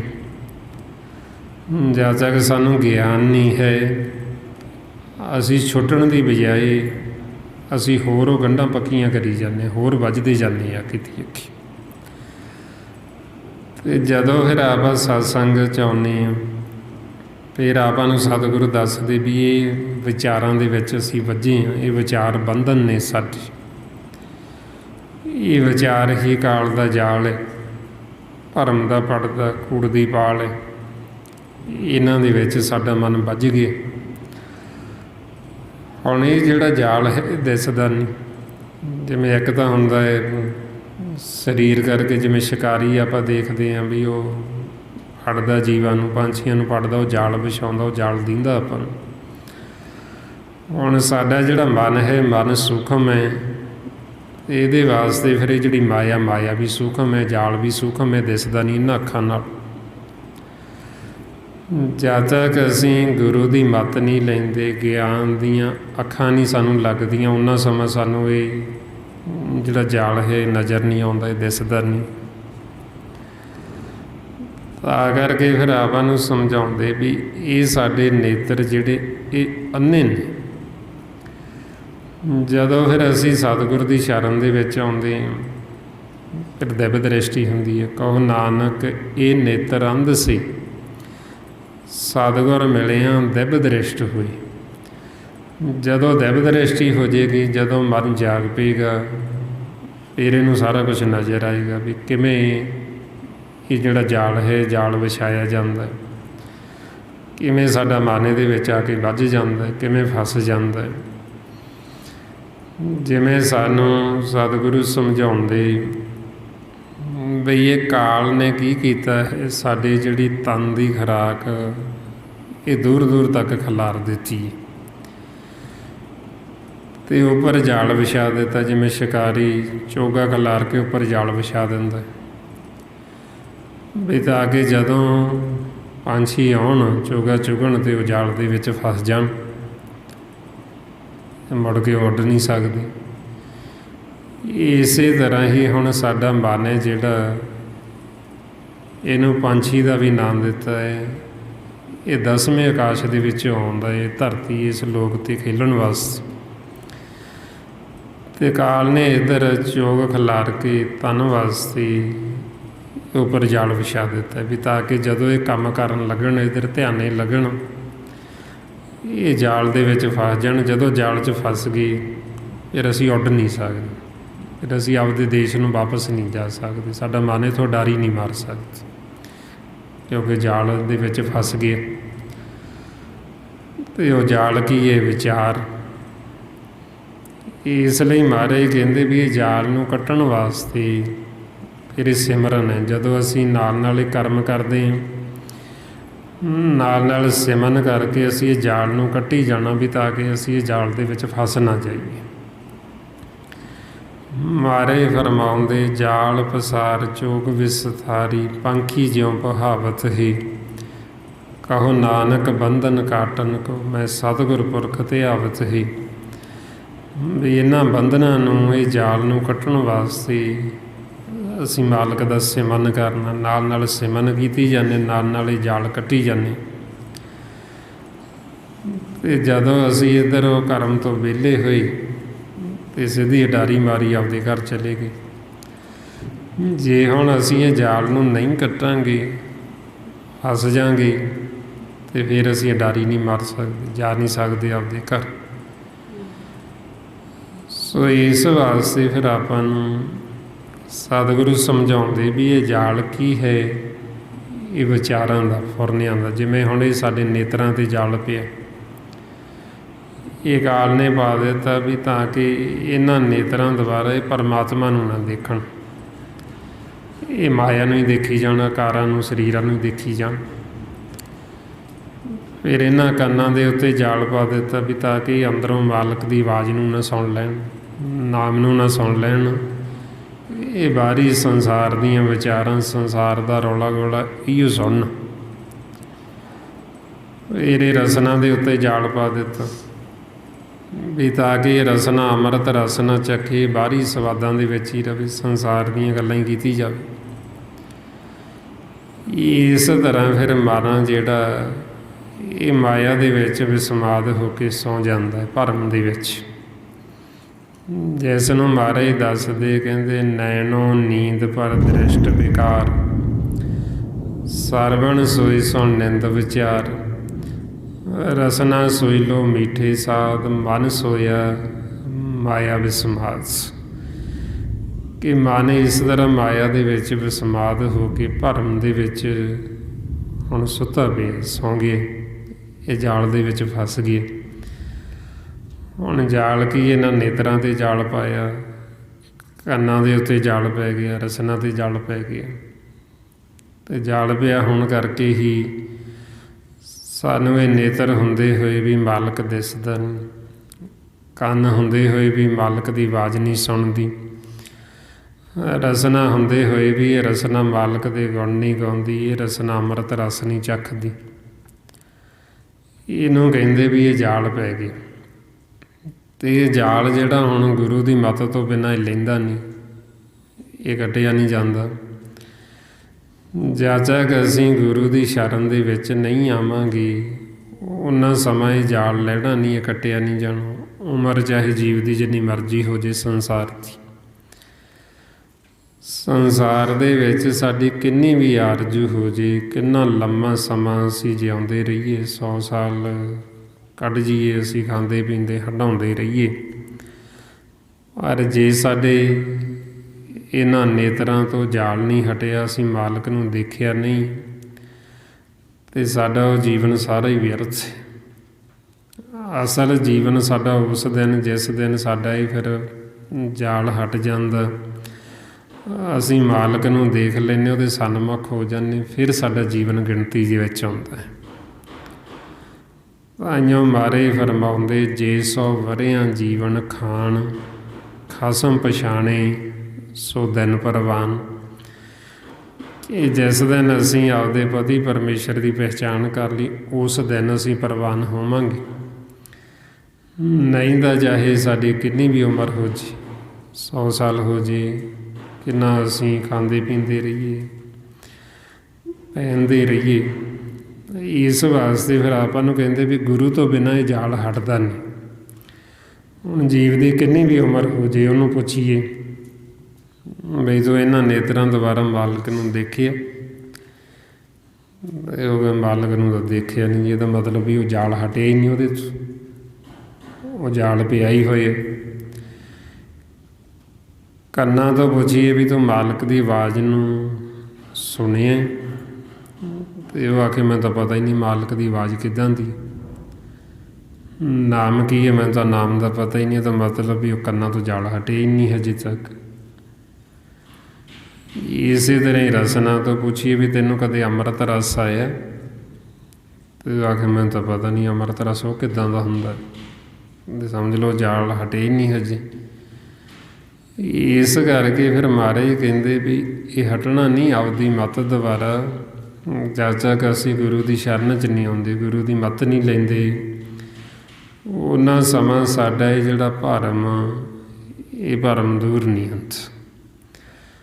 ਤਾਂਹੀਓ ਫਿਰ ਆਪਾਂ ਨੂੰ ਗੁਰੂ ਦੀ ਮਹਿਮਾ, ਗੁਰੂ ਦੀ ਉਸਤਤ ਵਡਿਆਈ ਕਰਦੇ ਨੇ ਵੀ ਬੇਸ਼ੱਕ ਬਾਹਰੀ ਸਾਨੂੰ ਕਿੰਨਾ ਵੀ ਗਿਆਨ ਹੋ ਜੇ, ਕਿੰਨਾ ਅਸੀਂ ਇਹਨਾਂ ਅੱਖਾਂ ਦੁਆਰਾ ਸੰਸਾਰ ਦੇ ਰੰਗ ਤਮਾਸ਼ੇ ਦੇਖ ਲਈਏ, ਕਿੰਨਾ ਅਸੀਂ ਦੇਸਾਂ ਪ੍ਰਦੇਸਾਂ 'ਚ ਘੁੰਮੇ ਆਈਏ, ਜੋ ਮਰਜ਼ੀ ਅਸੀਂ ਦੇਖ ਲਈਏ, ਪਰ ਜੇ ਅਸੀਂ ਪਰਮਾਤਮਾ ਨੂੰ ਨਹੀਂ ਦੇਖਿਆ ਤਾਂ ਇਹਨਾਂ ਅੱਖਾਂ ਦੀ ਪਿਆਸ ਬੁੱਝਣੀ ਹੋਈ ਨਹੀਂ, ਇਹਨਾਂ ਦੀ ਤ੍ਰਿਪਤੀ ਹੋਣੀ ਹੋਈ ਨਹੀਂ। ਭਾਈਓ ਮਹਾਰਾਜ ਕਹਿੰਦੇ, ਲੋਇਣ ਲੋਈ ਡਿੱਠ ਪਿਆਸ ਨਾ ਬੁੱਝੇ ਮੂੰਹ ਕਣੀ, ਵੀ ਇਹਨਾਂ ਦੀ ਪਿਆਸ ਹੀ ਨਹੀਂ ਬੁੱਝਦੀ ਅੱਖਾਂ ਦੀ, ਇਹਨਾਂ ਨੂੰ ਸਬਰ ਸੰਤੋਖ ਆਉਂਦਾ ਹੀ ਨਹੀਂ। ਇਸੇ ਤਰ੍ਹਾਂ ਹੀ ਕੰਨਾਂ ਦੁਆਰਾ ਅਸੀਂ ਸੰਸਾਰ ਦਾ ਜੋ ਕੁਛ ਮਰਜ਼ੀ ਸੁਣ ਲਈਏ, ਜੇ ਅਸੀਂ ਮਾਲਕ ਦੀ ਆਵਾਜ਼ ਨੂੰ ਨਹੀਂ ਸੁਣਿਆ ਤੇ ਇਹਨਾਂ ਦੇ ਕੰਨਾਂ ਨੇ ਰੱਜਣਾ ਹੀ ਨਹੀਂ, ਇਹਨਾਂ ਦੀ ਤ੍ਰਿਪਤੀ ਨਹੀਂ ਹੋਣੀ ਹੈ। ਇਸੇ ਤਰ੍ਹਾਂ ਹੀ ਇਹ ਰਸਨਾ ਦੁਆਰਾ ਅਸੀਂ ਸੰਸਾਰ ਦੇ ਜਿੰਨੇ ਮਰਜ਼ੀ ਪਦਾਰਥ ਛਕ ਲਈਏ, ਇਸ ਲੋਕ 'ਚ ਛਕ ਲਈਏ, ਹੋਰ ਪ੍ਰਦੇਸਾਂ ਚਲੇ ਜਾਈਏ ਉੱਥੇ ਛਕ ਲਈਏ, ਪਰ ਇਹ ਰਸਨਾ ਨੇ ਰੱਜਣਾ ਨਹੀਂ, ਇਹਦੀ ਤ੍ਰਿਪਤੀ ਨਹੀਂ ਹੋਣੀ ਜਦ ਤੱਕ ਇਹਦੇ ਉੱਤੇ ਹਰ ਰਸ ਨਹੀਂ ਆਉਂਦਾ, ਇਹ ਅੰਮ੍ਰਿਤ ਰਸ ਨਹੀਂ ਚੱਖਦੀ। ਭਾਈਓ ਫਿਰ ਮਹਾਰਾਜ ਦੱਸਦੇ ਕਹਿੰਦੇ ਵੀ ਇਹ ਕੰਨਾਂ ਨੂੰ ਸਬਰ ਸੰਤੋਖ ਨਹੀਂ ਆਉਂਦਾ, ਕਿਉਂਕਿ ਜਦ ਤੱਕ ਮਾਲਕ ਦੀ ਆਵਾਜ਼ ਨੂੰ ਨਹੀਂ ਸੁਣਦੇ। ਇਹ ਸਰਬਣੋ ਮੇਰੀ ਉਹ ਸਾਚੇ ਸੁਣਨੇ ਨੋ ਪਠਾਈ, ਸਾਚੇ ਸੁਣਨੇ ਨੋ ਪਠਾਈ, ਸਰੀਰ ਲਾਏ ਸੁਣੋ ਸਤ ਬਾਣੀ, ਜਿਤ ਸੁਣੀ ਮਨ ਤਨ ਹਰਿਆ ਹੋਆ। ਵੀ ਇਹ ਲਾਏ ਤਾਂ ਇਸ ਵਾਸਤੇ ਵੀ ਅਸੀਂ ਉਹ ਸੱਚੀ ਬਾਣੀ ਨੂੰ, ਮਾਲਕ ਦੀ ਆਵਾਜ਼ ਨੂੰ ਸੁਣੀਏ। ਜੇ ਸੁਣੇਗਾ ਤੇ ਮਨ ਜਿਹੜਾ ਸੁੱਕਿਆ ਹੋਇਆ ਉਹ ਫੇਰ ਹਰਾ ਹੋ ਜਾਏਗਾ। ਜੇ ਹੁਣ ਸੁਣਦਾ ਨਹੀਂ ਤੇ ਇਹਨਾਂ ਕੰਨਾਂ ਦੀ ਤ੍ਰਿਪਤੀ ਨਹੀਂ ਹੁੰਦੀ, ਬਾਹਰੀ ਜੋ ਮਰਜ਼ੀ ਸੁਣੀ ਚੱਲੀਏ। ਇਸੇ ਤਰ੍ਹਾਂ ਰਸਨਾ ਨੂੰ ਕਹਿੰਦੇ, ਇਹ ਰਸਨਾ ਤੂੰ ਅਨ ਰਸ ਰਾਚ ਰਹੀ, ਤੇਰੀ ਪਿਆਸ ਨਾ ਜਾਏ। ਵੀ ਹੋਰਾਂ ਰਸਾਂ 'ਚ ਤੇਰੀ ਇਹ ਪਿਆਸ ਜਾਣੀ ਨਹੀਂ, ਕਿਉਂਕਿ ਜਦ ਤੱਕ ਤੈਨੂੰ ਹਰ ਰਸ ਨਹੀਂ ਆਉਂਦਾ। ਹੁਣ ਇਸ ਵਾਸਤੇ ਫਿਰ ਜਦ ਤੱਕ ਅਸੀਂ ਸਤਸੰਗ 'ਚ, ਗੁਰੂ ਦੀ ਸ਼ਰਨ 'ਚ ਨਹੀਂ ਆਉਂਦੇ, ਇਹ ਸਾਡੇ ਮਨ ਦੀ ਜਿਹੜੀ ਭੁੱਖ, ਇਹ ਸਾਡੀ ਪਿਆਸ, ਇਹ ਭੁੱਖਾ ਰੱਜਦਾ ਨਹੀਂ। ਨਾ ਇਹ ਮੁੱਖ ਰੱਜੇ, ਨਾ ਇਹ ਨੇਤਰ ਰੱਜਣ, ਨਾ ਇਹ ਕੰਨ ਰੱਜੇ। ਜਿਹਨੂੰ ਗੁਰੂ ਨਾਨਕ ਪਾਤਸ਼ਾਹ ਕਹਿੰਦੇ, ਆਖਣ ਆਖ ਨਾ ਰੱਜਿਆ, ਸੁਣ ਨਾ ਰੱਜੇ ਕੰਨ, ਅੱਖੀਂ ਵੇਖ ਨਾ ਰੱਜੀਆਂ, ਗੁਣ ਗਾਹਕ ਇੱਕ ਬੰਨ। ਭੁੱਖਿਆਂ ਭੁੱਖ ਨਾ ਉਤਰੇ, ਗੱਲੀ ਭੁੱਖ ਨਾ ਜਾਏ। ਨਾਨਕ ਭੁੱਖਾ ਤਾਂ ਰੱਜੇ, ਜੇ ਗੁਣ ਕਹਿ ਗੁਣੀ ਸਮਾਏ। ਵੀ ਨਾ ਇਹ ਅੱਖਾਂ ਦੀ ਭੁੱਖ ਖਤਮ ਹੋਵੇ, ਨਾ ਕੰਨਾਂ ਦੀ ਹੋਵੇ, ਨਾ ਰਸਨਾਂ ਦੀ ਹੋਵੇ, ਇਹ ਭੁੱਖਾ ਰੱਜਦਾ ਨਹੀਂ। ਕਿਉਂਕਿ ਭੁੱਖ ਗੱਲਾਂ ਨਾਲ ਨਹੀਂ ਜਾਣੀ, ਗੱਲੀ ਭੁੱਖ ਨਾ ਜਾਏ। ਉਹਦੇ ਵਾਸਤੇ ਫਿਰ ਸਾਨੂੰ ਗੁਰੂ ਦੀ ਮੱਤ ਲੈਣੀ ਪੈਂਦੀ ਵੀ ਇਹ ਭੁੱਖਾ ਰੱਜੇ ਕਿਵੇਂ, ਫਿਰ ਇਹ ਕਿਵੇਂ ਸਾਡੀ ਤ੍ਰਿਪਤੀ ਹੋਵੇ। ਉਹਦੇ ਵਾਸਤੇ ਫਿਰ ਇਹ ਸਤਿਗੁਰੂ ਆਪਾਂ ਨੂੰ ਉਪਦੇਸ਼ ਦਿੰਦੇ, ਉਹਦੀ ਫਿਰ ਆਪਾਂ ਨੂੰ ਸਮਝ ਦਿੰਦੇ, ਸੋਝੀ ਦਿੰਦੇ। ਤਾਂ ਫਿਰ ਆਪਾਂ ਨੂੰ ਸਮਝਾਉਂਦੇ ਵੀ ਬਾਹਰੀ ਤਾਂ ਬੇਸ਼ੱਕ ਸਾਨੂੰ ਕਿੰਨਾ ਵੀ ਗਿਆਨ ਹੋ ਜੇ ਸੰਸਾਰ ਦਾ, ਕਿੰਨੇ ਅਸੀਂ ਰੰਗ ਤਮਾਸ਼ੇ ਦੇਖ ਲਈਏ, ਕਿੰਨਾ ਅਸੀਂ ਮਰਜ਼ੀ ਜੋ ਸੁਣ ਲਈਏ, ਕਿੰਨਾ ਅਸੀਂ ਇਹ ਸੰਸਾਰ ਦੇ ਪਦਾਰਥ ਛਕ ਲਈਏ, ਕਿੰਨਾ ਸਾਨੂੰ ਬਾਹਰੀ ਸੰਸਾਰ ਦਾ ਗਿਆਨ ਹੋ ਜੇ, ਪਰ ਗੁਰੂ ਤੋਂ ਬਿਨਾਂ ਸਾਡੇ ਅੰਦਰ ਗਿਆਨਤਾ ਦਾ ਹਨੇਰਾ, ਸਾਨੂੰ ਅੰਦਰ ਦਾ ਗਿਆਨ ਨਹੀਂ ਕੁਛ। ਤਾਂ ਫਿਰ ਗੁਰੂ ਦੀ ਮਹਿਮਾ ਕਰਦੇ ਹੋਏ ਮਹਾਰਾਜ ਕਹਿੰਦੇ, ਜੇ ਸੋ ਚੰਦਾ ਉਗਵੇ ਸੂਰਜ ਚੜ੍ਹੇ ਹਜ਼ਾਰ, ਇਤੇ ਚਾਨਣ ਹੁੰਦਿਆਂ ਗੁਰ ਬਿਨ ਘੋਰ ਅੰਧਾਰ। ਵੀ ਗੁਰੂ ਤੋਂ ਬਿਨਾਂ ਤਾਂ ਹਨੇਰਾ ਹੀ ਹਨੇਰਾ। ਜੇ ਹੁਣ ਅਸੀਂ ਪਰਮਾਤਮਾ ਨੂੰ ਦੇਖਿਆ ਨਹੀਂ ਤੇ ਸਾਡੇ ਭਾਣੇ ਤਾਂ ਹਨੇਰਾ ਹੀ ਹੈ। ਜੇ ਅਸੀਂ ਮਾਲਕ ਦੀ ਆਵਾਜ਼ ਨੂੰ ਨਹੀਂ ਸੁਣਿਆ ਤੇ ਸਮਝ ਲਓ ਗਿਆਨਤਾ ਵਿੱਚ ਸਾਡਾ ਮਨ। ਜੇ ਹੁਣ ਸਾਡੀ ਰਸਨਾ ਤੇ ਮਾਲਕ ਦੇ ਗੁਣ ਨਹੀਂ ਗਾਉਂਦੀ, ਇਹਨੂੰ ਰਸ ਨਹੀਂ ਆਉਂਦਾ, ਤੇ ਇਹ ਸਾਰਾ ਕੁਛ ਹੀ ਵਿਅਰਥ ਹੈ ਸਾਡਾ। ਤਾਂ ਫਿਰ ਕਹਿੰਦੇ ਵੀ ਗੁਰੂ ਤੋਂ ਬਿਨਾਂ ਇਹ ਸਾਨੂੰ ਸਮਝ ਨਹੀਂ ਆਉਂਦੀ। ਗੁਰੂ ਤੋਂ ਬਿਨਾਂ ਅਸੀਂ ਮੁਕਤ ਨਹੀਂ ਹੋ ਸਕਦੇ। ਗੁਰੂ ਤੋਂ ਬਿਨਾਂ ਭੁੱਖਾ ਜੀਵ ਰੱਜ ਨਹੀਂ ਸਕਦਾ। ਇਸ ਲਈ ਮਹਾਰਾਜ ਕਹਿੰਦੇ, ਗੁਰ ਬਿਨ ਘੋਰ ਅੰਧਾਰ, ਗੁਰੂ ਬਿਨ ਸਮਝ ਨਾ ਆਵੇ। ਗੁਰ ਬਿਨ ਸੁਰਤ ਨਾ ਸਿੱਧ, ਗੁਰੂ ਬਿਨ ਮੁਕਤ ਨਾ ਪਾਵੇ। ਵੀ ਗੁਰੂ ਤੋਂ ਬਿਨਾਂ ਇਹ ਸਾਨੂੰ ਗਿਆਨ ਹੁੰਦਾ ਹੀ ਨਹੀਂ, ਸਾਨੂੰ ਸੋਝੀ ਆਉਂਦੀ ਨਹੀਂ। ਤਾਂ ਕਰਕੇ ਫਿਰ ਜੀਵ ਨਾ ਸਤ ਸੰਗਤ ਕਰਨ ਕਰਕੇ, ਨਾ ਗੁਰੂ ਦੀ ਸ਼ਰਨ ਵਿੱਚ ਆਉਣ ਕਰਕੇ ਉਹ ਭੁੱਖਾ ਹੀ ਮਰ ਜਾਂਦਾ।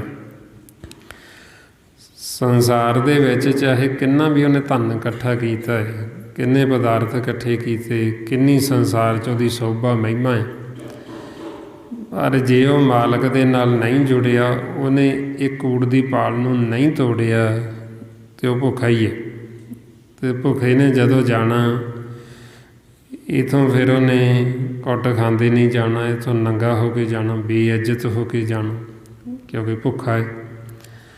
ਇਸ ਵਾਸਤੇ ਫਿਰ ਸਤਿਗੁਰੂ ਕਹਿੰਦੇ ਵੀ ਸੰਸਾਰ ਦੇ ਵਿੱਚ ਤਾਂ ਜੀਵ ਸੰਸਾਰੀ ਕਿੰਨਾ ਵੀ ਇਕੱਠਾ ਕਰ ਲਵੇ, ਪਰ ਉਹਦੇ ਨਾਲ ਸਾਡੇ ਮਨ ਦੀ ਤ੍ਰਿਪਤੀ ਨਹੀਂ ਹੁੰਦੀ। ਸਾਡਾ ਮਨ ਹੈ ਜਿਹੜਾ ਮਨ ਨਹੀਂ ਰੱਜਦਾ ਹੈ।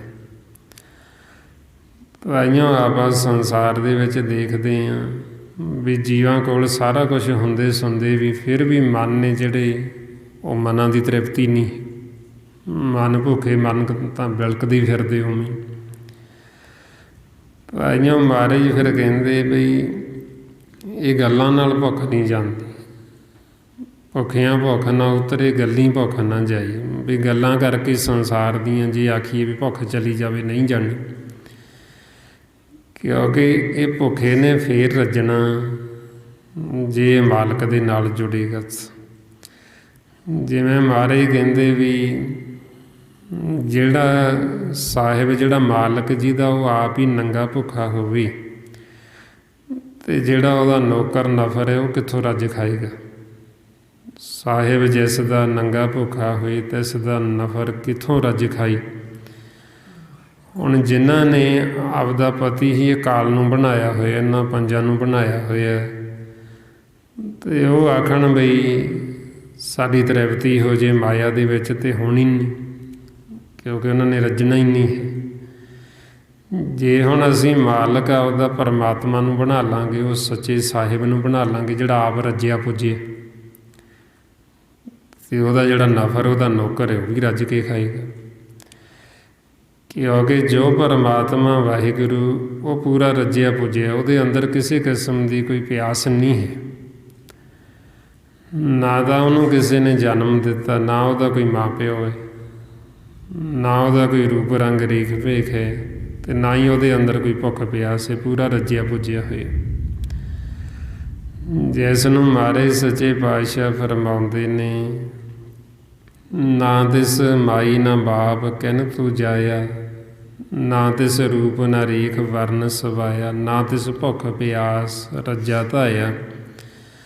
ਬਈ ਤੈਨੂੰ ਕਿਹਨੇ ਜਨਮ ਦਿੱਤਾ, ਤੇਰਾ ਮਾਂ ਪਿਓ ਕੌਣ ਹੈ, ਅਤੇ ਤੇਰੇ ਅੰਦਰ ਕਿਸੇ ਕਿਸਮ ਦੀ ਕੋਈ ਪਿਆਸ ਨਹੀਂ, ਕੋਈ ਭੁੱਖ ਨਹੀਂ, ਤੂੰ ਪੂਰਾ ਰੱਜਿਆ ਪੁੱਜਿਆ ਹੋਇਆ, ਕਿਉਂਕਿ ਤੂੰ ਆਪਣੇ ਆਪ ਤੋਂ ਹੀ ਪ੍ਰਗਟ ਹੋਏ। ਜਿਹਨੂੰ ਮਹਾਰਾਜ ਕਹਿੰਦੇ ਥਾਪਿਆ ਨਾ ਜਾਏ, ਕੀਤਾ ਨਾ ਹੋਏ, ਆਪੇ ਆਪ ਨਿਰੰਜਨ ਸੋਏ। ਬਈ ਉਹਨੂੰ ਕੋਈ ਥਾਪਣ ਵਾਲਾ ਨਹੀਂ, ਉਹਨੂੰ ਕੋਈ ਪੈਦਾ ਕਰਨ ਵਾਲਾ ਨਹੀਂ, ਉਹ ਸਾਡਾ ਅਸਲ ਮਾਲਕ ਹੈ। ਜਦੋਂ ਅਸੀਂ ਉਹਨੂੰ ਆਪਦਾ ਮਾਲਕ ਮੰਨ ਲਿਆ, ਉਹ ਪੂਰਾ ਰੱਜਿਆ ਪੁੱਜਿਆ ਹੋਇਆ ਹੈ। ਅਤੇ ਜਿਹੜਾ ਉਹਦਾ ਨਫਰ, ਜਿਹੜਾ ਉਹਦਾ ਸੇਵਕ ਬਣ ਗਿਆ, ਅਤੇ ਉਹਦੀ ਵੀ ਰੱਜ, ਉਹਨੇ ਵੀ ਤ੍ਰਿਪਤ ਹੋ ਜਾਣਾ। ਹੁਣ ਜਿਹਦਾ ਮਾਲਕ ਆਪ ਹੀ ਭੁੱਖਾ ਹੈ, ਜਿਵੇਂ ਜੀਵ ਦੂਜੇ ਦੀ ਸੇਵਾ ਕਰਦੇ, ਦੂਜੇ ਦੀ ਪੂਜਾ ਕਰਦੇ, ਜਦੋਂ ਅਸੀਂ ਦੂਜੇ ਦੀ ਪੂਜਾ ਕਰਾਂਗੇ ਅਤੇ ਦੂਜਾ ਆਪ ਭੁੱਖਾ ਹੈ, ਅਤੇ ਜਿਹੜਾ ਆਪ ਭੁੱਖਾ ਉਹਦਾ ਸੇਵਕ ਕਿੱਥੋਂ ਰੱਜੇਗਾ। ਜਿਹੜਾ ਮਾਲਕ ਹੀ ਭੁੱਖਾ ਹੈ, ਉਹਦਾ ਨੌਕਰ ਕਿੱਥੋਂ ਰੱਜ ਕੇ ਖਾਏਗਾ, ਕਿਉਂਕਿ ਜੇ ਉਹ ਮਾਲਕ ਕੋਲ ਆ, ਉਹੀ ਉਹ ਅੱਗੇ ਨੌਕਰ ਨੂੰ ਦੇਣਾ ਉਹਨੇ। ਹੁਣ ਜਿਵੇਂ ਜੀਵ ਦੂਜੇ ਦੀ ਪੂਜਾ ਕਰਦੇ, ਦੂਜਾ ਕੌਣ, ਜਿਵੇਂ ਆਪਾਂ ਨੂੰ ਗੁਰੂ ਗੋਬਿੰਦ ਸਿੰਘ ਜੀ ਰੋਜ਼ ਸਮਝਾਉਂਦੇ ਵੀ ਕੋਈ ਬੁੱਤਾਂ ਦੀ ਪੂਜਾ ਕਰਦਾ ਹੈ, ਕੋਈ ਪਸ਼ੂਆਂ ਦੀ ਕਰਦਾ ਹੈ, ਕੋਈ ਮਰਿਆਂ ਦੀ ਕਰਦਾ ਹੈ, ਇਹ ਸਭ ਦੂਜੇ ਦੀ ਪੂਜਾ ਹੈ। ਜਿਹਨੂੰ ਮਹਾਰਾਜ ਕਹਿੰਦੇ ਕੋ ਬਤਾਨ ਕੋ ਪੂਜਤ ਹੈ ਪਸ, ਕੋ ਮਿਰਤਾਨ ਕੋ ਪੂਜਨ ਧਾਇਓ, ਕੂਰ ਕਿਰਿਆ ਮੈਂ ਉਰਜਿਓ ਸਭ ਹੀ ਜਗ, ਸ੍ਰੀ ਭਗਵਾਨ ਕੋ ਭੇਦ ਨਾ ਪਾਇਓ। ਵੀ ਇਹਨਾਂ ਨੇ ਉਹ ਮਾਲਕ ਦਾ ਤਾਂ ਭੇਦ ਨਹੀਂ ਪਾਇਆ, ਪਰ ਇਹ ਦੂਜੇ ਦੀ ਪੂਜਾ ਕਰ ਰਹੇ। ਹੁਣ ਜੇ ਦੂਜੇ ਦੀ ਪੂਜਾ ਕਰਾਂਗੇ, ਦੂਜੇ ਨੂੰ ਮੰਨਾਂਗੇ, ਅਤੇ ਉਹ ਅਸੀਂ ਕਿੱਥੋਂ ਰੱਜਾਂਗੇ ਫਿਰ। ਕਿਉਂਕਿ ਜੇ ਹੁਣ ਇੱਕ ਪੱਥਰ ਹੈ, ਪੱਥਰ ਨੂੰ ਜੀ ਮੱਥਾ ਟੇਕਦਾ, ਉਹਦੀ ਪੂਜਾ ਕਰਦਾ, ਉਹ ਪੱਥਰ ਆਪਾਂ ਨੂੰ ਕਿਵੇਂ ਰਜਾਏਗਾ, ਉਹ ਥੋੜ੍ਹੀ ਸਾਨੂੰ ਕੁਛ ਦੇ ਸਕਦਾ। ਕੋਈ ਜੀਵ ਦਰੱਖਤ ਦੀ ਪੂਜਾ ਕਰਦਾ, ਉਹ ਦਰੱਖਤ ਆਪਾਂ ਨੂੰ ਕੀ ਦੇਗਾ। ਕੋਈ ਜੀਵ ਮਰਿਆਂ ਦੀ ਪੂਜਾ ਕਰਦਾ, ਮਰਿਆਂ ਨੂੰ ਮੰਨਦਾ, ਵੱਡੇ ਵਡੇਰਿਆਂ ਨੂੰ ਮੰਨਦਾ ਜੀ ਇਹ ਸਾਡੇ ਨੇ, ਉਹ ਸਾਨੂੰ ਕੀ ਦੇਣਗੇ। ਕਿਉਂਕਿ ਜੇ ਉਹਨਾਂ ਨੇ ਭਗਤੀ ਕੀਤੀ ਹੈ ਅਤੇ ਉਹ ਮਾਲਕ ਨੂੰ ਜਾ ਮਿਲੇ, ਜੇ ਉਹਨਾਂ ਨੇ ਭਗਤੀ ਨਹੀਂ ਕੀਤੀ, ਉਹਨਾਂ ਨੂੰ ਕੁੱਟ ਪਈ, ਸਜ਼ਾ ਮਿਲੀ, ਅਤੇ ਅੱਗੇ ਜੂਨਾਂ 'ਚ ਚਲੇ ਗਏ। ਇਸ ਕਰਕੇ ਫਿਰ ਆਪਾਂ ਨੂੰ ਕਹਿੰਦੇ ਵੀ ਉਹ ਤਾਂ ਸਾਨੂੰ ਕੁਛ ਨਹੀਂ ਦੇ ਸਕਦੇ ਜਿਹੜੇ ਚਲੇ ਗਏ, ਪਰ ਜੇ ਅਸੀਂ ਹੁਣ ਸਿਮਰਨ ਕਰੀਏ, ਕਿਉਂਕਿ ਹੁਣ ਸਾਨੂੰ ਵਾਰੀ ਹੈ, ਹੁਣ ਸਾਡੇ ਕੋਲ ਮੌਕਾ ਹੈ, ਉਹਨਾਂ ਨੇ ਤਾਂ ਵਾਰੀ ਲੰਘਾ ਲਈ। ਹੁਣ ਜੇ ਅਸੀਂ ਭਗਤੀ ਕਰੀਏ, ਅਸੀਂ ਮਾਲਕ ਦਾ ਸਿਮਰਨ ਕਰੀਏ, ਅਸੀਂ ਉਹਨਾਂ ਦਾ ਆਧਾਰ ਕਰ ਸਕਦੇ। ਵੀ ਆਪਾਂ ਮਾਲਕ ਨੂੰ ਬੇਨਤੀ ਕਰ ਸਕਦੇ ਵੀ ਸਾਡੇ ਸੰਜੋਗੀ ਨੇ ਜੀ। ਤਾਂਹੀਓ ਮਹਾਰਾਜ ਕਹਿੰਦੇ ਵੀ ਮਾਲਕ ਦਾ ਸਿਮਰਨ ਕਰੋ, ਵੀ ਜਿਹਦਾ ਸਿਮਰਨ ਕਰਨ ਦੇ ਨਾਲ ਸਾਡਾ ਆਪਦਾ ਤਾਂ ਆਧਾਰ ਹੋਣਾ ਹੀ ਹੋਣਾ, ਨਾਲ ਸਾਡੇ ਪਿੱਤਰਾਂ ਦਾ ਵੀ ਆਧਾਰ ਹੋ ਜਾਂਦਾ। ਪਿੱਤਰ ਕਹਿੰਦੇ ਵੀ ਜਿਹੜੇ ਮਰ ਗਏ ਆਪਣੇ, ਜਿਹੜੇ ਚਲੇ ਗਏ, ਜਿਨ੍ਹਾਂ ਨੂੰ ਆਪਾਂ ਵੱਡੇ ਵਡੇਰੇ ਕਹਿੰਦੇ, ਉਹਨਾਂ ਨੂੰ ਪਿੱਤਰ ਕਹਿੰਦੇ। ਵੀ ਜਿਹੜੇ ਚਲੇ ਗਏ ਸੰਸਾਰ ਦੇ ਵਿੱਚੋਂ, ਉਹਨਾਂ ਦਾ ਵੀ ਆਧਾਰ ਤੁਸੀਂ ਕਰਾ ਸਕਦੇ ਹੋ, ਜੇ ਤੁਸੀਂ ਸਿਮਰਨ ਭਗਤੀ ਕਰੋ ਤਾਂ।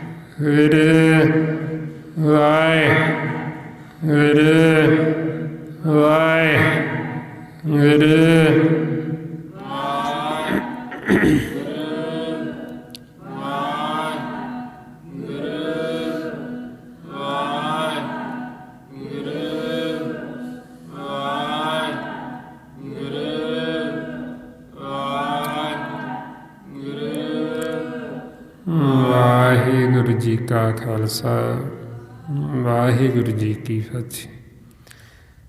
ਇਸ ਤਰੀਕੇ ਦੇ ਨਾਲ ਗੁਰਮੁਖ ਪਿਆਰਿਓ, ਜਦੋਂ ਆਪਾਂ ਇਹ ਸਿਮਰਨ ਕਰਦੇ,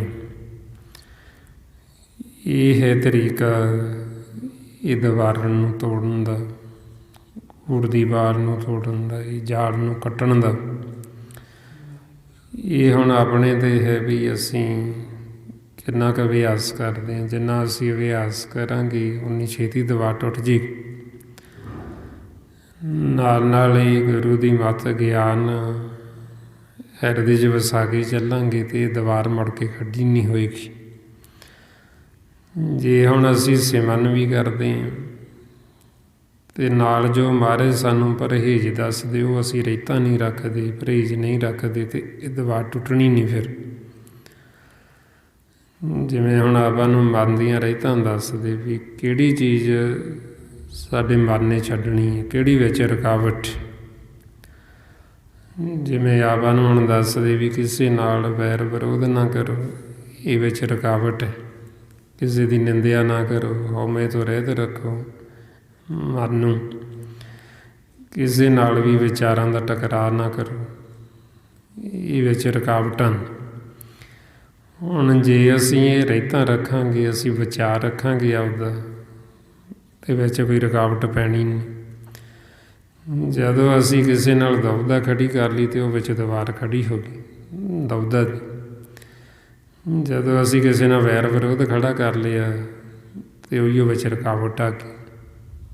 ਫਿਰ ਅਭਿਆਸ ਕਰਨਾ ਪੈਣਾ, ਫਿਰ ਉਹਨੂੰ ਖਤਮ ਕਰਨਾ ਪੈਣਾ, ਕਿਉਂਕਿ ਵੈਰ ਵਿਰੋਧ ਦੇ ਨਾਲ ਕਿਸੇ ਨੇ ਮਾਲਕ ਨੂੰ ਪਾਇਆ ਨਹੀਂ ਹੈ, ਫਿਰ ਉਹ ਮਿਲ ਨਹੀਂ ਸਕਦਾ। ਭਾਈ ਉਹ ਫਿਰ ਆਪਾਂ ਨੂੰ ਸਮਝਾਉਂਦੇ, ਕਿਸੇ ਨੇ ਹਉਮੈ 'ਚ ਨਹੀਂ ਪਾਇਆ, ਵੈਰ ਵਿਰੋਧ 'ਚ ਨਹੀਂ ਪਾਇਆ, ਕਿਸੇ ਨੇ ਨਿੰਦਾ ਚੁਗਲੀ 'ਚ ਨਹੀਂ ਪਾਇਆ, ਵੀ ਇਹ ਸਾਰਾ ਕੁਝ ਛੱਡਣਾ ਪੈਂਦਾ, ਇਹ ਤੋਂ ਮਨ ਨੂੰ ਰਹਿਤ ਕਰਨਾ। ਜੇ ਅਸੀਂ ਇਹ ਤੋਂ ਰਹਿਤ ਕਰਾਂਗੇ ਤਾਂ ਫਿਰ ਅਸੀਂ ਮਿਲ ਸਕਦੇ ਹਾਂ। ਤਾਈਓ ਮਹਾਰਾਜ ਕਹਿੰਦੇ, ਕਹੋ ਗਸਾਈ ਮਿਲੀਏ ਕਿਹੇ, ਜੋ ਬਿਵਰ ਜਤ ਤਿਸਿਓ ਨੇਹ। ਬਈ ਹੁਣ ਅਸੀਂ ਉਹਨੂੰ ਮਿਲੀਏ ਕਿਵੇਂ? ਜਿਹੜੀ ਚੀਜ਼ ਤੋਂ ਸਾਨੂੰ ਮਨਾ ਕਰਦੇ, ਜੇ ਅਸੀਂ ਉਹੀਓ ਕਰਾਂਗੇ। ਸਾਨੂੰ ਕਹਿੰਦੇ ਵੈਰ ਵਿਰੋਧ ਨਾ ਕਰੋ, ਅਸੀਂ ਜੇ ਫਿਰ ਵੀ ਕਰੀ ਜਾਂਦੇ। ਸਾਨੂੰ ਕਹਿੰਦੇ ਕਿਸੇ ਦੇ ਔਗਣ ਨਾ ਦੇਖੋ, ਅਸੀਂ ਫਿਰ ਵੀ ਦੇਖੀ ਜਾਂਦੇ, ਔਗਣਾਂ ਦੀ ਸਾਂਝ ਵੀ ਪਾਈ ਜਾਂਦੇ ਅੱਖੀ। ਸਾਨੂੰ ਕਹਿੰਦੇ ਵੀ ਕਿਸੇ ਦੀ ਨਿੰਦਾ ਨਾ ਕਰੋ, ਨਾ ਸੁਣੋ, ਜੇ ਅਸੀਂ ਫਿਰ ਵੀ ਨਹੀਂ ਹਟਦੇ ਤਾਂ ਫਿਰ ਕਿਵੇਂ ਮਿਲਾਂਗੇ? ਕਿਉਂਕਿ ਇਹੀਓ ਤਾਂ ਵਿੱਚ ਦੀਵਾਰਾਂ ਨੇ, ਇਹੀਓ ਤਾਂ ਵਿੱਚ ਉਹ ਕੂੜ ਦੀ ਪਾਲ ਖੜੀ ਹੈ। ਇਸ ਵਾਸਤੇ ਇਹਨੂੰ ਤੋੜਨ ਵਾਸਤੇ ਹੀ ਆਪਾਂ ਇਹ ਅਭਿਆਸ ਕਰਦੇ ਹਾਂ ਅਤੇ ਗੁਰੂ ਦੀ ਮੱਤ ਗਿਆਨ ਲੈਂਦੇ ਹਾਂ। ਫਿਰ ਹੀ ਸਾਡਾ ਮਨ ਘਰ ਜਾਏਗਾ। ਜਦੋਂ ਅਸੀਂ ਇਹ ਸਿਮਰਨ ਵੀ ਕਰਾਂਗੇ ਅਤੇ ਨਾਲ ਨਾਲ ਇਹ ਗਿਆਨ ਨੂੰ ਕਮਾਵਾਂਗੇ, ਆਪਦੇ ਉੱਤੇ ਲਾਗੂ ਕਰਾਂਗੇ। ਤਾਈਓ ਮਹਾਰਾਜ ਕਹਿੰਦੇ ਆਪਾਂ ਨੂੰ, ਇਹ ਮਨੂਆ ਕਿਉਂ ਘਰ ਵਾਸ ਆਵੇ, ਗੁਰ ਪ੍ਰਸ਼ਾਦੀ ਠਾਕੀਏ, ਗਿਆਨ ਮਤੀ ਘਰ ਆਵੇ। ਵੀ ਇਹ ਮਨ ਕਿਵੇਂ ਵਸ ਵਿੱਚ ਆਵੇ, ਕਿਵੇਂ ਘਰ ਵਾਪਸ ਜਾਵੇ। ਕਹਿੰਦੇ ਗੁਰੂ ਦੀ ਮੱਤ ਦੁਆਰਾ ਇਹਨੂੰ ਰੋਕਿਆ ਜਾ ਸਕਦਾ, ਇਹਨੂੰ ਠਾਕਿਆ ਜਾ ਸਕਦਾ। ਅਤੇ ਗੁਰੂ ਦੀ ਮੱਤ ਆਪਾਂ ਨੂੰ ਕੀ ਕਹਿੰਦੇ, ਵੀ ਆਹ ਚੀਜ਼ਾਂ ਨਾ ਕਰੋ। ਜੇ ਅਸੀਂ ਫਿਰ ਵੀ ਕਰਾਂਗੇ ਤਾਂ ਮਤਲਬ ਅਸੀਂ ਗੁਰੂ ਦੀ ਮੱਤ ਨਹੀਂ ਲਈ, ਅਤੇ ਅਸੀਂ ਆਪਦੀ ਮੱਤ ਦੁਆਰਾ ਕਰ ਰਹੇ ਹਾਂ। ਜਦੋਂ ਮੱਤ ਦੁਆਰਾ ਕਰ ਰਹੇ ਹਾਂ ਅਤੇ ਫਿਰ ਇਹ ਸਾਡੇ ਸ਼ੰਕ, ਇਹ ਸਾਡਾ ਭਰਮ ਖਤਮ ਹੀ ਨਹੀਂ ਹੋਣਾ। ਸਾਡੇ ਮਨ ਨੇ ਫਿਰ ਭਰਮ ਦੇ ਵਿੱਚ ਹੀ ਰਹਿਣਾ। ਤਾਈਓ ਭਰਮ 'ਚ ਹੋਣ ਕਰਕੇ ਫਿਰ ਇਹਦੇ ਦੁੱਖ ਨਹੀਂ ਖਤਮ ਹੁੰਦੇ, ਤਾਈਓ ਇਹ ਸ਼ਾਂਤ ਰਹਿੰਦਾ, ਤਾਈਓ ਇਹ ਦੁਖੀ ਰਹਿੰਦਾ। ਜਦੋਂ ਇਹਦਾ ਭਰਮ ਖਤਮ ਹੋ ਗਿਆ ਤਾਂ ਇਹਨੇ ਸੁਖੀ ਹੋ ਜਾਣਾ, ਇਹਨੇ ਸ਼ਾਂਤ ਹੋ ਜਾਣਾ, ਇਹਨੇ ਸਹਿਜ 'ਚ ਬੈਠ ਜਾਣਾ। ਭਰਮ ਕੀ ਹੈ? ਵਿਚਾਰ ਹੀ ਭਰਮ ਨੇ, ਭਰਮ ਦੇ ਵਿੱਚ ਹੀ ਇਹ ਭੱਜਦਾ। ਇਸ ਵਾਸਤੇ ਫਿਰ ਆਪਾਂ ਨੂੰ ਕਹਿੰਦੇ ਬਈ ਇਹ ਭਰਮ ਸਾਡਾ ਖਤਮ ਕਰਦੇ ਸਤਿਗੁਰੂ ਸਾਨੂੰ ਗਿਆਨ ਦੇ ਕੇ, ਇਹ ਸਾਨੂੰ ਭਰਮ ਤੋਂ ਉੱਪਰ ਉਠਾਉਂਦੀ। ਜਿਹਨੂੰ ਮਾਰੇ ਕਹਿੰਦੇ ਸਰਬ ਸੁਖਾਂ ਬਣੇ ਤੇਰੇ ਓਲੇ, ਭਰਮ ਕੇ ਪੜਦੇ ਸਤਿਗੁਰ ਖੋਲੇ।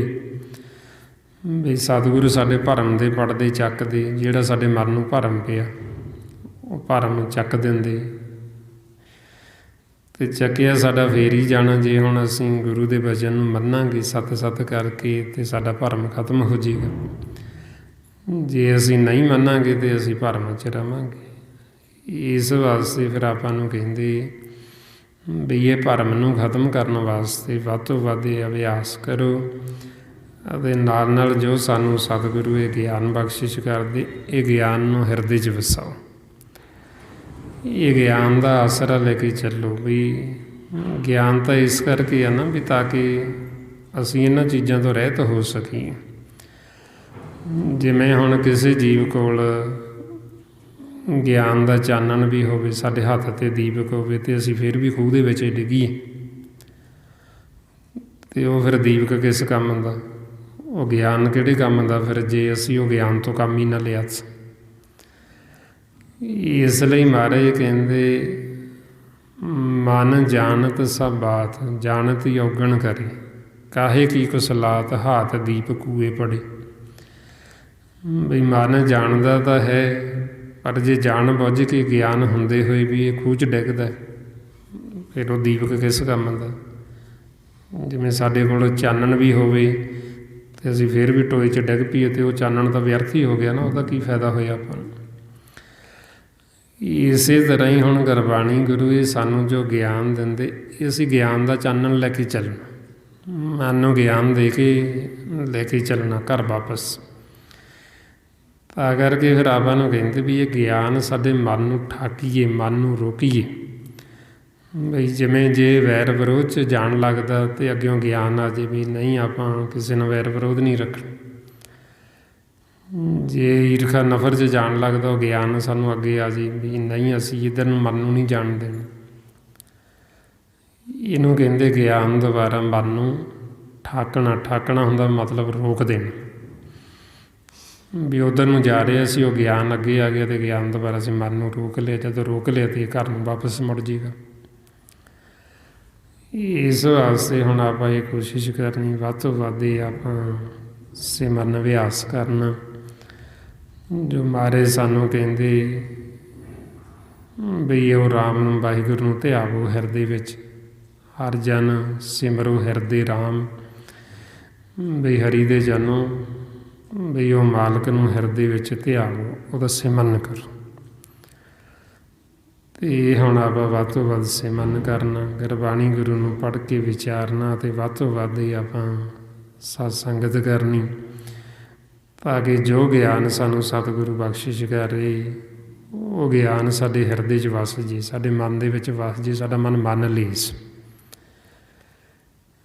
ਅਤੇ ਜੋ ਗਿਆਨ ਆਪਾਂ ਨੂੰ ਗੁਰਬਾਣੀ ਗੁਰੂ ਦੁਆਰਾ ਦਿੱਤਾ ਗੁਰਮੁਖ ਜਨਾਂ ਨੇ, ਭਾਈ ਸਾਹਿਬ ਭਾਈ ਸੇਵਾ ਸਿੰਘ ਜੀ ਧਰਮਾਲਾ, ਕਿ ਜੋ ਸਾਨੂੰ ਸਤਿਗੁਰੂ ਪਰਮਾਤਮਾ ਨਿਰੰਕਾਰ ਵਾਹਿਗੁਰੂ ਨੂੰ ਮਿਲਾਪ ਦਾ ਰਸਤਾ ਦੱਸ ਰਹੇ, ਸਾਨੂੰ ਘਰ ਦੇ ਜਾਣ ਦਾ ਮਾਰਗ ਦੱਸ ਰਹੇ, ਕਿਵੇਂ ਅਸੀਂ ਇਸ ਮਾਰਗ 'ਤੇ ਚੱਲਣਾ, ਕੀ ਕੀ ਰੁਕਾਵਟਾਂ ਨੇ, ਉਹ ਸਾਰਾ ਆਪਾਂ ਨੂੰ ਗੁਰਮੁਖਾਂ ਨੇ ਬੜਾ ਸੌਖਾ ਕਰਕੇ ਭੇਜ ਦਿੱਤਾ। ਅਤੇ ਆਪਾਂ ਵੀ ਇਹ ਭੇਤ ਲੈ ਕੇ ਹੁਣ ਆਪਦੇ ਜੀਵਨ ਦਾ ਲਾਹਾ ਕੱਟ ਸਕਦੇ। ਸੋ ਇੰਨੀਆਂ ਬੇਨਤੀਆਂ, ਇੰਨੇ ਵਿਚਾਰ ਕਰਦਿਆਂ ਹੋਇਆਂ ਜੇ ਕੋਈ ਐਸਾ ਸ਼ਬਦ ਬੋਲਿਆ ਗਿਆ ਹੋਵੇ ਸੰਗਤ ਅਤੇ ਸਤਿਗੁਰੂ ਬਖਸ਼ਣ ਯੋਗ ਨੇ, ਬਖਸ਼ ਲੈਣਾ ਜੀ। ਵਾਹਿਗੁਰੂ ਜੀ ਕਾ ਖਾਲਸਾ, ਵਾਹਿਗੁਰੂ ਜੀ ਕੀ ਫਤਿਹ। ਵਾਹਿ